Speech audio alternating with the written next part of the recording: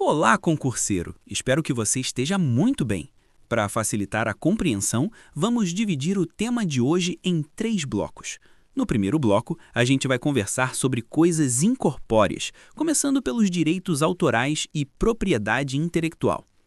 Você já parou para pensar que quando escuta uma música, lê um livro ou vê um desenho, alguém teve todo o trabalho de criar aquilo e a lei protege essa criação? Pois é, isso é o que chamamos de direito autoral. Ele garante que quem cria a obra possa decidir como ela vai ser usada, reproduzida ou compartilhada. Por exemplo, se você compõe uma música e alguém grava sem sua autorização, isso é uma violação do seu direito. Diferente de um celular ou de um carro, aqui estamos lidando com algo que não se toca, mas que tem valor e proteção legal. E quando falamos de propriedade intelectual, o conceito é um pouco mais amplo. Ele inclui invenções, marcas, patentes, desenhos industriais e até segredos comerciais. Pense assim, se você inventou um aplicativo inovador, a lei permite que você registre essa invenção, garantindo que só você, ou quem você autorizar, possa usar e lucrar com ela. É como se sua criatividade fosse um patrimônio protegido, mesmo que não dê para colocar na mão. Um detalhe importante, os direitos autorais têm prazo. No Brasil, geralmente duram até 70 anos depois da morte do autor. Depois disso, a obra entra em domínio público e qualquer pessoa pode usar livremente. Por isso, sempre que você utilizar músicas, textos ou imagens de outra pessoa, é importante respeitar essas regras, pedindo autorização ou dando crédito. Olha só um exemplo do dia a dia. Você tira uma foto incrível e posta nas redes sociais. Essa foto é sua e ninguém pode usar em anúncios ou em outros lugares sem sua permissão. Se alguém fizer isso, você tem direito de exigir reparação. Viu como esses direitos, mesmo incorpóreos, têm impacto na vida real? Antes de seguir para o próximo bloco, reflita comigo. Toda vez que você escuta música, assiste a um filme ou consome conteúdo digital, está lidando com direitos que não se veem, mas têm importância prática e financeira. No próximo bloco, vamos conversar sobre direitos de uso e servidão, além de créditos e títulos de crédito, mostrando como tudo isso se aplica no dia a dia das relações civis e dos negócios.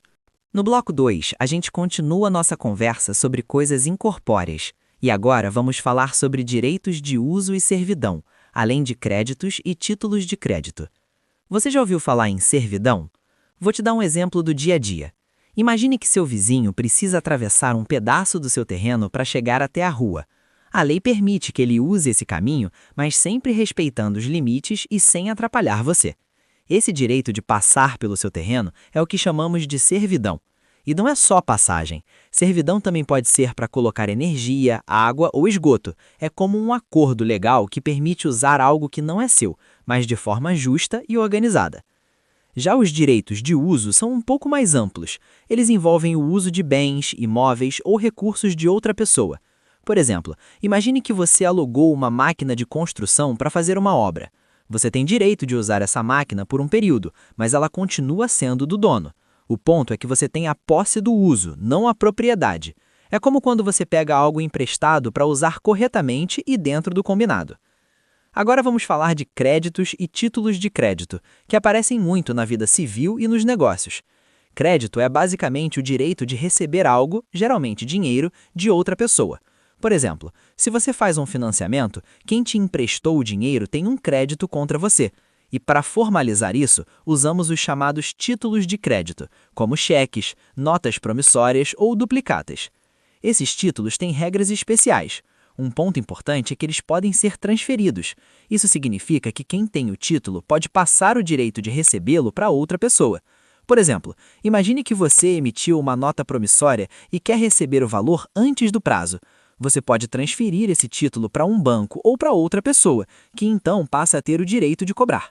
Viu como funciona de forma prática? O legal é perceber que tanto os direitos de uso quanto os créditos não são coisas que você possa tocar, mas têm valor real e protegido pela lei. Eles ajudam a organizar a vida civil e os negócios, garantindo segurança e previsibilidade. Por isso, entender esses conceitos faz diferença na hora de lidar com contratos, negociações e situações do dia a dia.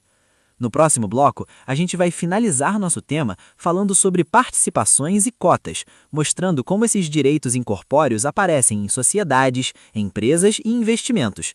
Você vai ver que eles estão mais presentes no cotidiano do que parece e também têm importância prática no mundo civil e financeiro.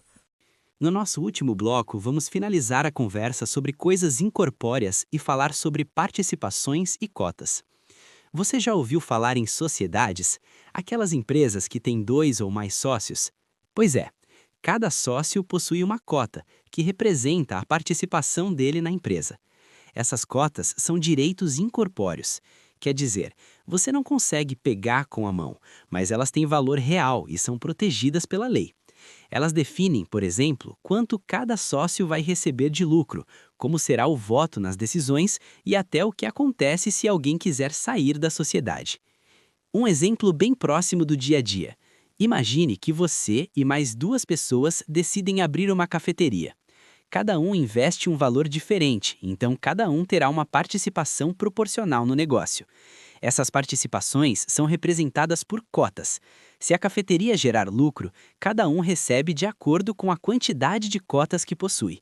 E se algum sócio quiser vender a sua parte, ele pode transferir a cota para outra pessoa, respeitando as regras da sociedade. Entendeu como funciona? E isso não acontece só em empresas.